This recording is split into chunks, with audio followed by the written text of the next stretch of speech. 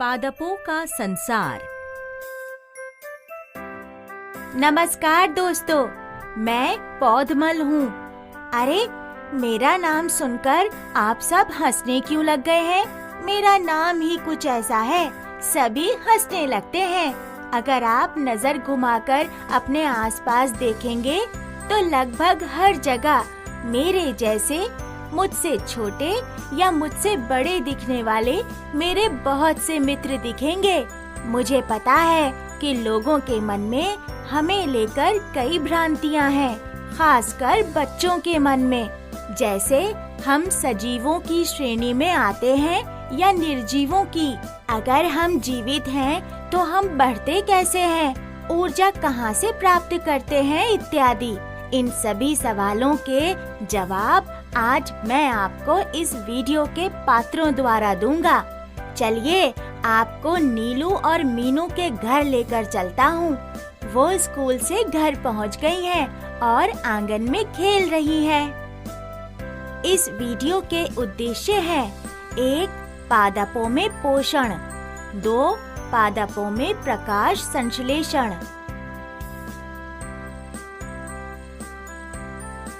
क्या हुआ दीदी, क्या सोच रही हो? इस पेड़ के बारे में। कितना हरा हरा है ये पेड़, इसकी छांव में कितनी ठंडक मिलती है, कितनी ताजी हवा देता है। हाँ दीदी, वह तो है। इसकी पत्तियाँ भी कितनी हरी हैं। सही कहा नीलू। दीदी, माँ से पूछते हैं कि उन्होंने और पिताजी ने इतना बड़ा पेड़ आंगन में लगाया कैसे होगा। हाँ, चलो चलते हैं।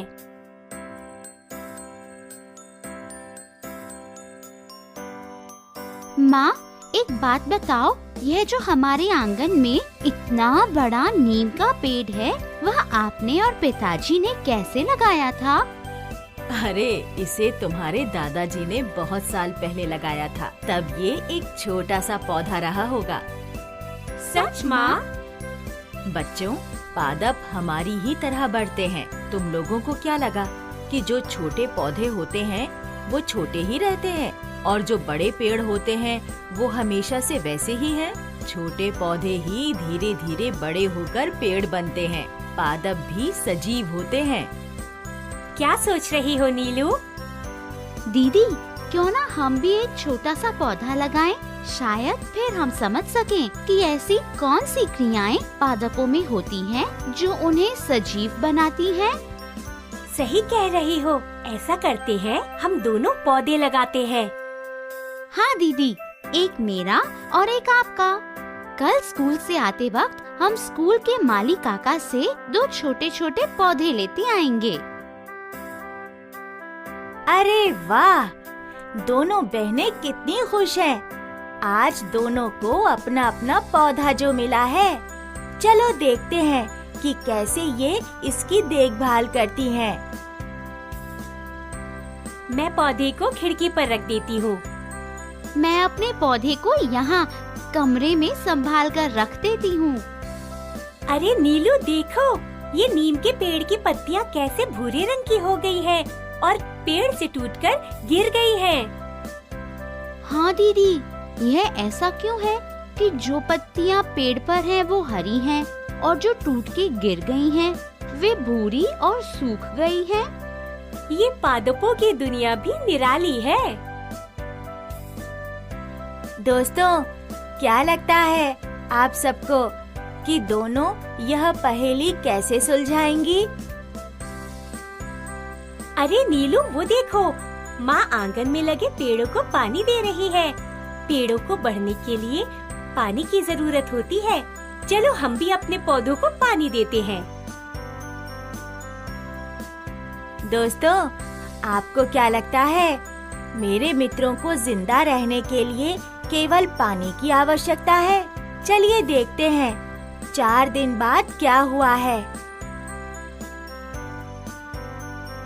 अरे, ये क्या हुआ? कल तक तो मेरा पौधा ठीक था, आज कैसे पीला पड़ गया है? अरे, मेरे पौधे में तो कुछ छोटी नई पत्तियाँ दिख रही हैं। मेरे पौधे के साथ ऐसा क्या हुआ दीदी? जो ये पीला सा पड़ गया? सोचने दो जरा, नीलू, तुम्हारे पौधे में इतना सारा पानी भी है। दीदी, आपने ही तो बोला था इन्हें पानी की आवश्यकता होती है। नीलू, मैंने ये कहा था कि पानी की आवश्यकता होती है। इसका मतलब ये तो नहीं है कि पौधे को पानी ही देते रहे। माँ भी आंगन में लगे पौधों को 2-3 दिन में ही पानी देती है।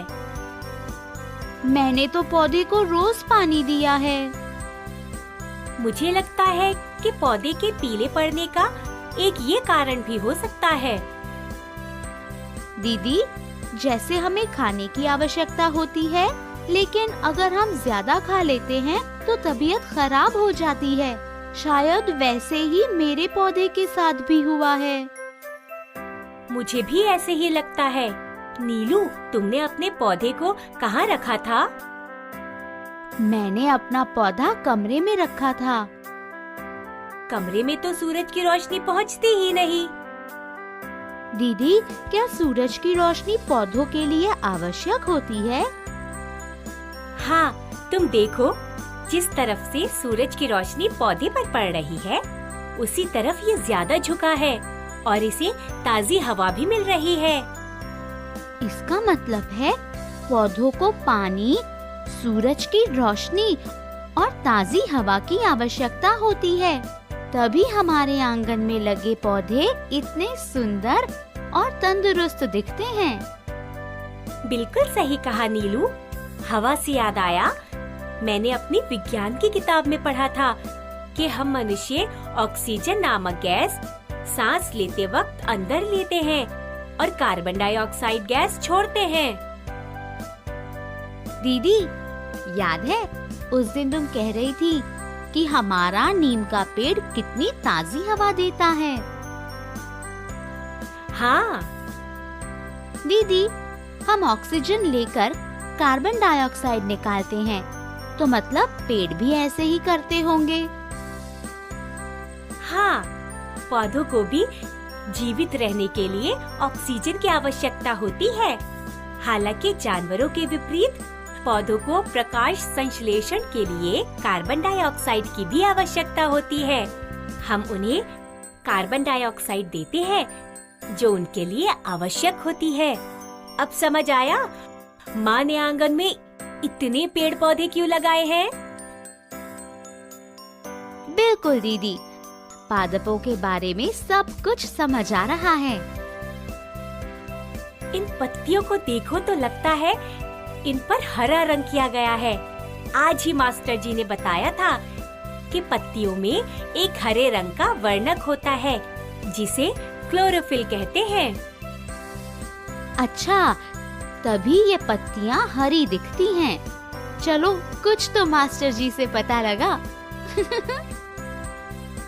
सही कहा तुमने। दीदी, याद है आपको जब हमने माली काका से पौधे लिए थे तो उन्होंने गमले में मिट्टी के अंदर उसकी जड़ों को दबाया था? हाँ, याद है। इसी वजह से तो पौधा सीधा खड़ा रह पाता है। हाँ दीदी, तभी से मेरे मन में जड़ों से जुड़ी जानकारी जानने की उत्सुकता थी। इसलिए आज मैंने मास्टर जी से जड़ों के बारे में पूछा था, तो उन्होंने बताया कि जड़ें मिट्टी से पानी और पोषक तत्व सोखकर पौधे तक पहुंचाती हैं। हाँ, सही कह रही हो तुम। ऐसे ही इन पत्तियों की भी बहुत महत्वपूर्ण भूमिका होती है। कितना तो जान लिया पौधों के बारे में। इन पत्तियों का रहस्य भी सुलझा लेंगे दीदी। नीलू, मेरी विज्ञान की पुस्तक में पादपों पर एक अध्याय है। आजकल मास्टर जी उसी पाठ से जुड़ी जानकारी देते हैं। उस पाठ में पत्तियों के बारे में विस्तृत जानकारी है। ठहर, मैं अभी अपनी किताब लेकर आती हूँ। जी दीदी, जल्दी से लेकर आओ और इस पहेली को सुलझाओ। नीलू सुनो, मैं पढ़कर सुनाती हूँ। क्लोरोफिल सूरज के प्रकाश का संग्रहण करने में पत्तियों की सहायता करता है। उस ऊर्जा का उपयोग जल और कार्बन डाइऑक्साइड से खाने का संश्लेषण यानी सिंथेसाइज करने के लिए होता है। इसीलिए पादपों द्वारा खाना बनाने की क्रिया को प्रकाश संश्लेषण कहते हैं। दीदी, जरा सोचो, इतने दिन से पादपों का निरीक्षण करते करते हमने इनके बारे में इतना कुछ जान लिया। ऐसा लग रहा है हम तो वैज्ञानिक हो गए। अब इस बात से ये पता चलता है कि पादप अपना खाना खुद बनाते हैं, इसीलिए इन्हें स्वपोषी कहते हैं। पादपों को खाना बनाने के लिए पानी, सूरज की रोशनी, हवा, कार्बन डाइऑक्साइड, खनिज पदार्थ की आवश्यकता पड़ती है। हाँ, इसीलिए अब तुम अपने पौधे को कमरे में मत रखना। दीदी, अब मैं अपने पौधे का बहुत ध्यान रखूंगी। चलिए, दोनों बहनों ने हम पादपों के बारे में बहुत जानकारी एकत्रित कर ली है, लेकिन क्या आपको पता है अभी बहुत कुछ जानना बाकी है। आपको क्या लगता है दोस्तों, सभी पादप स्वपोषी होते हैं? सोचते रहिए, क्योंकि इसका जवाब आपको अगले वीडियो में मिलेगा।